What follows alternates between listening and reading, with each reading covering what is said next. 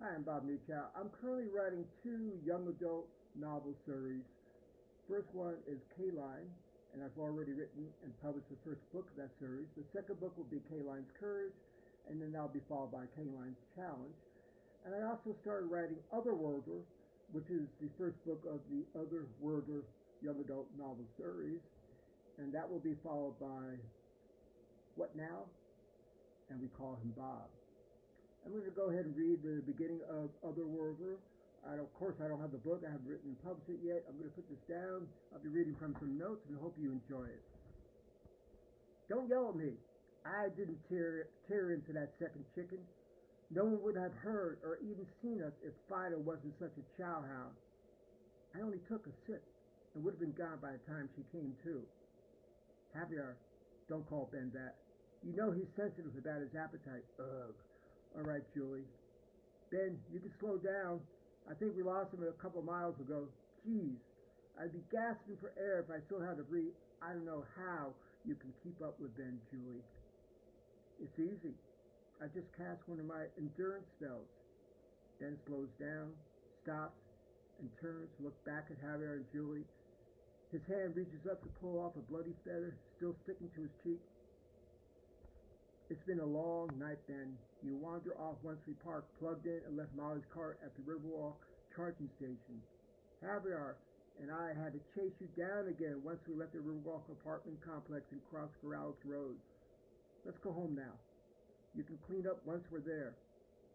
You know Javier will start smoking and get even more grumpier if he doesn't get inside before sunrise.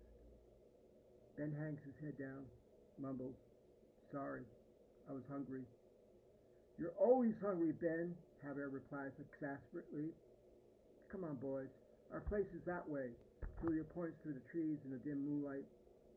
Julie leads the tree back to a deserted farm and corrals near the bosque west of the Rio Grande. While stepping over and through ground leaves, Julie's thoughts idled back to her enjoying Javier's night off just an hour ago, dancing and flirting with locals, while Javier had drifted away and disappeared somewhere out of sight. She remembered jumping, startled, turning to Javier, who had instantly appeared beside her, urgently shouting in her ear, We have to go now. Fortunately, Julie's dance partner was oblivious, not even noticing Javier, and moved to another dance partner on the floor with the music blasting. What, or rather who did you do? Come on, let's go. Javier and Ben, muttering together, Hey, watch it, almost stumbling into Julie, stopped in front of them, distracted. Julie is shaken out, revisiting an early, interrupted evening. We're almost home. I wish we didn't have to borrow Molly's car every time for a night out since our last dive. I'm working on fake paperwork online to get us another one soon, Julie complains.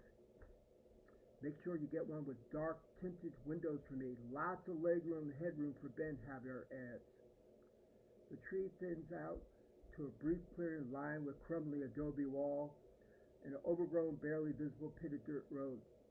The three continue walking along the old wall towards the narrow road and an opening there. There was a brief slight glimmer as they passed through the opening to the deserted farm.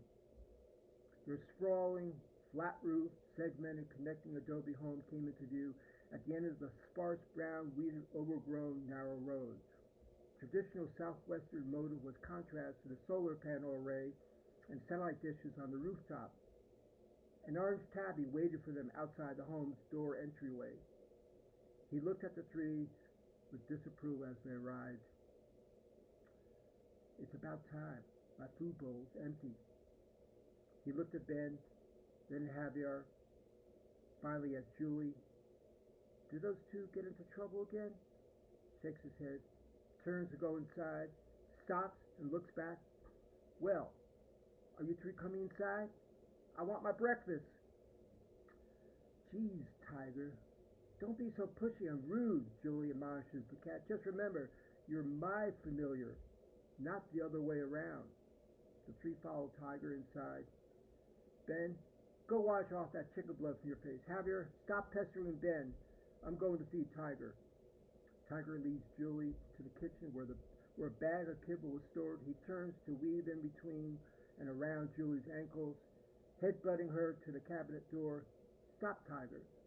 I know where your food is. I'm getting it. Jeez.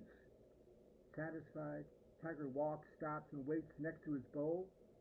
Julie grabs, takes the bag of kibble out from the cabinet to carry it over to Tiger's food bowl. She stands over the bowl, unfolds, opens the top of the bag, pours kibble out. Julie finishes filling Tiger's bowl with a few sarcastic words.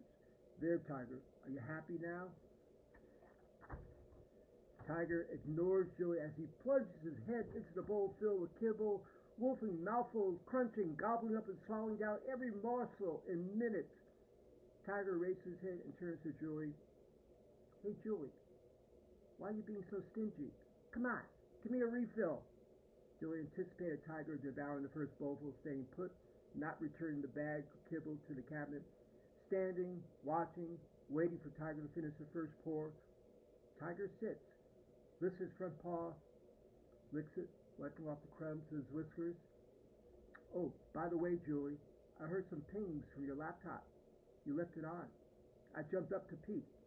Your old job sent an alert from Los Alamos lab. Looks interesting. We might need to do a road trip. Tiger stops talking when Julie finishes refilling the bowl with more kibble. He mumbles a few words while diving in, attacking his second helping kibble. Crash. UFO. Possible. Alien. And that's the beginning of Otherworlder. And that'll be followed by What Now? And this happens at the time of COVID-19. And then afterwards we have We Call Him Bob. Hope you enjoy that. And I'm going to go back to writing CALINE'S COURAGE and Otherworlder. And hopefully I'll get some more books published so you can pick them up on Amazon. CALINE's available on Amazon along with my latest book, A Dream Never Reached, and that's the 8th edition of my A Darkness of the Light series. You have a great day. Keep hope alive.